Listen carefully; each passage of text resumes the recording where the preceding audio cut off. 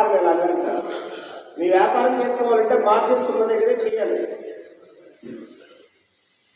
మీరే సర్వలోకి వస్తే వాళ్ళని పూర్తి రోడ్డు ఆక్యుపై చేసి ఎవరు అక్కడ నిలబడటానికి కానీ పాస్ అయ్యింది కానీ, ఒక అంబులెన్స్ వస్తే ఫాస్ట్గా వెళ్ళడానికి కానీ, ఒక స్కూల్ బస్సు వస్తే పిల్లలు నా బాగా ఏమంటాయండి, ఇప్పుడున్న పిల్లలు ఇదంతా చూస్తూ పెరిగారనుకోండి, ఇంతే వరస్ట్గా బతకాలేమో మనం కూడా, ఒక డిసిప్లిన్ ఏమో అవసరం లేదనుకుంటా, ఎలా ఉన్నా జరిగిపోయింది మన దేశంలో అనే ఆ ఫీలింగ్ వస్తుంది.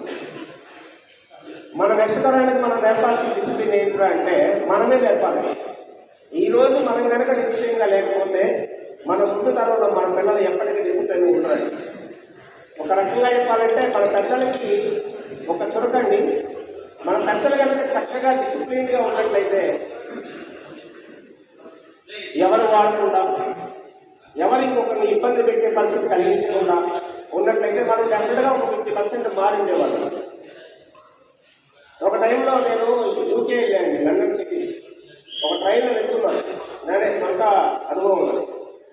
ఒక 6 years 5 సంవత్సరాలు 4 సంవత్సరాలు బాగా జంతు చేసింది. మనమైతే ఏం చేస్తామండి, రోడ్లో మనం ఏం చేస్తాము, వెళ్ళిపోతాం, చేతులు ఏమన్నా చూసుకుంటాం, లేదంటే వెళ్ళిపోతాం. ఆ బాబు రైల్వే స్టేషన్ నుంచి చూస్తున్నాను, ఒక జేబులో ఇచ్చి పేపర్ నాప్కిన్ తీసి ముక్కు చేసుకొని బట్ట పెట్టి ఈ జేబులో పెట్టి మళ్ళీ వస్తే మళ్ళీ నాప్కిన్ తీసుకొని తుడుచుకొని మళ్ళీ దాన్ని ఆ కోట్లో పెట్టుకుంటుంది. 5 years అండి ఆ బాబు. నేను ఫస్ట్ స్టన్ అయ్యాను, చూశాను. మళ్ళీ తర్వాత ట్రైన్ ఆగింది, న్యూటన్లో ఎక్కితే మాంచెస్టర్ దగ్గర దిగాము. అది 3 hours జర్నీ. అక్కడ దిగితే బయటకు వచ్చిన తర్వాత రైల్వే స్టేషన్లో ఉన్న డస్ట్బిన్ దగ్గర ఆగి వాళ్ళ మదర్ చేయాలి అన్నీ తీసి ఆ డస్ట్బిన్లో వేసేది. ఆ బాబు వయసు 5 సంవత్సరాలు. అంటే ఆ బాబు వాళ్ళ అమ్మ, వాళ్ళ అమ్మమ్మ కూడా అలా ఉండింది. ఆ డిసిప్లిన్ వచ్చేసింది వాళ్ళకి. దానికే ఒక రోజులో రాదండి. నేను కూడా దాన్ని కట్టుబడి ఉంటాను. ఒక రోజులో రాదు, ఒక 2-3 తరాల్లో వస్తుంది. దానికి ఫస్ట్ తరం మనమే. ఇప్పుడు ఉన్నాం కాబట్టి, ఇప్పుడు బతుకున్నాం కాబట్టి మనం కొంచెం అలవాటు చేసుకుంటే మన పిల్లలు దానికి ఇంకో 10% యాడ్ చేసుకుంటే చాలు. మన మనవడి తరం వచ్చేసరికి మన తల్లిలో కూడా ఇదే కథ వేరే వాడికి చెప్పరా అండి? ఎవరికైనా ఎదురొస్తుందా స్వామి? వింటే సంతోషం. బాధ్యతగా ఫీల్ అయితే మనమందరం అలవాటు చేయడానికైనా ముందుంటే మన నెక్స్ట్ జనరేషన్లకి మంచి కథని అందించవచ్చు అనేది నా ఉద్దేశం. మన నెక్స్ట్ జనరేషన్కి మంచి కథని అందించాలి అనే సంకల్పంతో కనుక మనం అందరం ఉంటే, మనం ఒక 10 నుంచి 20% కనుక మార్పులు స్టార్ట్ చేస్తే, ఒడితనం నా కొడుకు 20 ఏళ్ళు, అతనికి 40 ఏళ్ళు వచ్చేసరికల్లా అది 50% రావచ్చు అని నా ఉద్దేశం.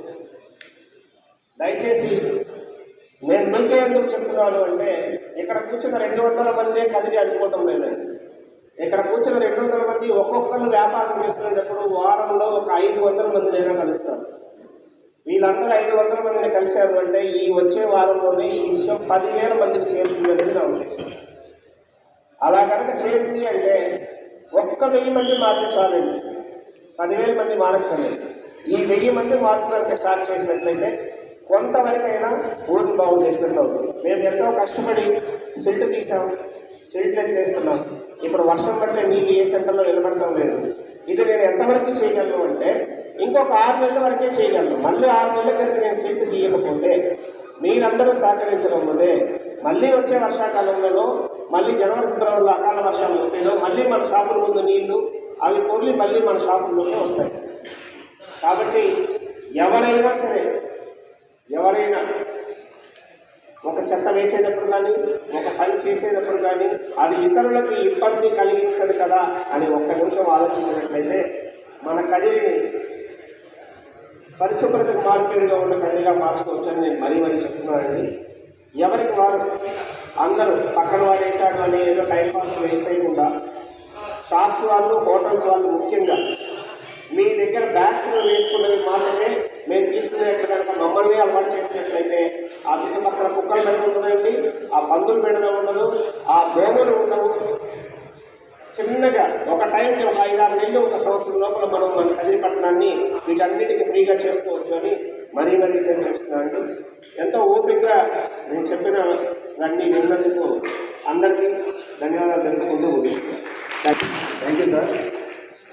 మన గౌరవ డిఎస్పీ మేడం గారు మాట్లాడారు. సంవత్సరాలు పనిచేశారు. ఈ జీవాలు అనేది చాలా బాగుంటుంది.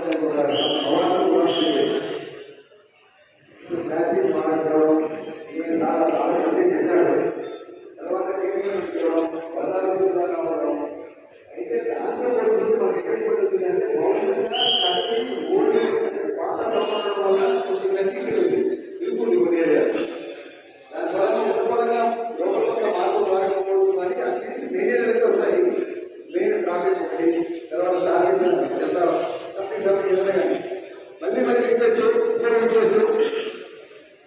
అందరూ కూడా పోలీసు వాళ్ళు నెంబర్ పెట్టుకోండి.